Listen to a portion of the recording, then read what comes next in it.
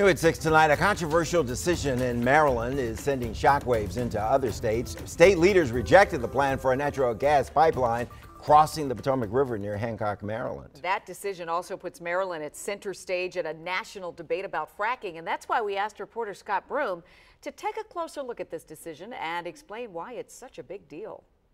Fracking. That's where you drill underground and put in a whole bunch of chemicals and water under pressure to break up the rocks. That's a technology that has completely flipped around the energy situation in the United States. We used to be dependent on foreign oil. Now we export the stuff.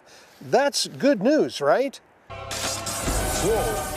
The movie Gasland might make you feel differently because fracking comes with environmental costs, like groundwater so contaminated it catches on fire. And when they got done, it was bad. Which is why a seemingly insignificant 3-mile pipeline project across Maryland to send frack gas from Pennsylvania to West Virginia is such a big deal. There has been months of protesting in western Maryland, where the state controls a strategic choke point across the thinnest section of the state and under the C&O Canal and Potomac River. Monday, a big victory for anti-frackers nationwide, as Maryland Governor Larry Hogan and the state's Board of Public Works voted no on giving pipeline operator TransCanada an easement to put a gas pipeline under the Potomac River. The vote came after 60 legislators wrote a letter warning the pipeline would, quote, reverse course on our state's effort to protect the health of our residents and combat climate change.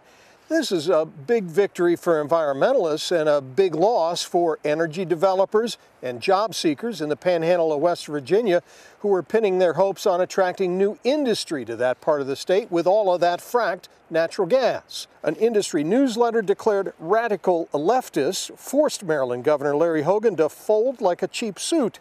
The Sierra Club, however, said we shouldn't be deepening our dependence on dirty fuels like coal, oil, and gas at a time when clean, renewable energy is abundant and affordable, and the polluting corporations behind these fracked gas pipelines should wake up and realize that.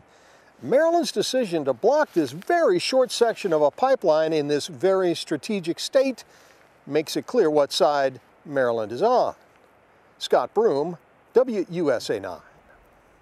The federal government has already approved the pipeline. Both sides expect Maryland's decision to block the pipeline will go to court. Check